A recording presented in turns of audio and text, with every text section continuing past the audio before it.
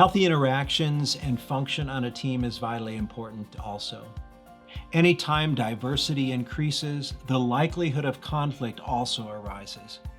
Many teams start with passion and great intentions. They flounder because they fail to resolve disagreements, harbor hurt feelings, promote personal preferences, and fail to fully commit themselves.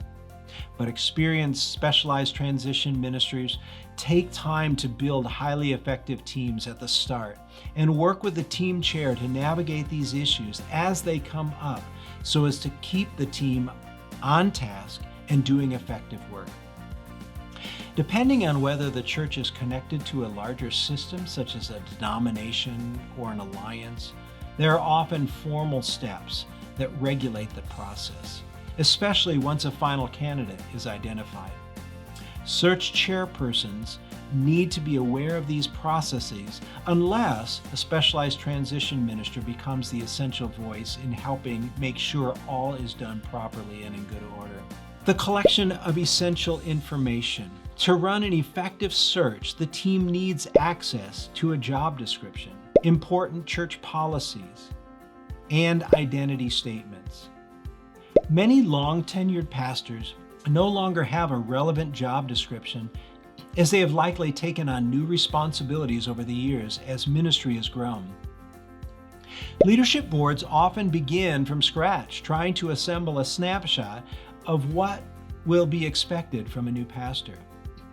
The more clear and intentional the description, the greater the appeal to a pastor who will make a good fit. Inviting the congregation to share input helps to guide the work of the board while also building trust among the congregants. The strategic planning work that the specialized transition minister facilitated during Phase 4 provides the priorities that will make up the job description and allow for healthy alignment of congregational input. People in general want a pastor that will make them comfortable, preach good sermons, take care of their needs, one with an engaging personality. So the board must synthesize these desires with the visionary statements in a way that keeps everyone excited and moving in the same direction. Some church policies will necessarily guide the selection of a candidate as well. These policies may pertain to how sacraments are performed, who can become a member, and what constitutes marriage. These questions need to be asked in the interviews, or they will be asked in the congregational meeting, and that would be too late. If there are important discussions that have not already been had, the specialized transition minister can and will make sure they are conducted in good process so as to minimize casualties and maximize agreement. Promoting the position. While the leadership is assembling the important documents that will assist the search process, the search team will be drafting an attractive and catalytic description of the church. This profile will include highlights from its history, its current identity, structure, and practices, an accurate and compelling description of the community around the church, highlighting things candidates might be attracted to, and how they can submit an application package. Teams will want to promote the position as widely as possible while being selective enough to narrow the candidate pool to certain essential qualities. Churches that promote too broadly end up sorting through candidates from all over the world with various religious, denominational, and educational backgrounds that would not make them a good fit. Not only would the specialized transition minister know the best search engines to post on, but they will also have less formal networks they can communicate with to help narrow the pool to a few really strong candidates. And communication.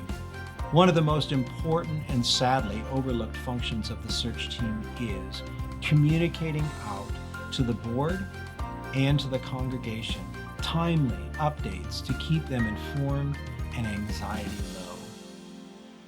low. The search team is working hard, engaging in a meaningful process, and often fail to appreciate that the church is out of the loop of all that is going on. So by offering regular search team updates in leadership meetings and worship services, it can help the church relax, knowing that the search process is moving along in a timely and realistic manner. They can join in the excitement, pray for specific steps in the process, and begin to dream of a new leader emerging soon. When the candidate is announced to the church, if they have been regularly kept informed, they will be more likely to support the team's decision and be open to what they have to offer. I might further offer the disclaimer that the candidate pool is shrinking due to increased pastoral burnout and a significant pastoral exodus. By having a trained and experienced leader working alongside the search team, it will greatly enhance the likelihood of finding a good fit in a timely way. Thank you for tuning in to these installments of Whiteboard Monthly on church transitions. Remember, it's never too early to begin to prepare for the inevitable. Let's begin the conversation by giving me a shout. My contact information is below or can be found on our website. Just go to www.luminexgroup.org. Thanks for tuning in. I hope this has helped you to get a good picture of what transition ministry is about, and I look forward to hearing from you soon.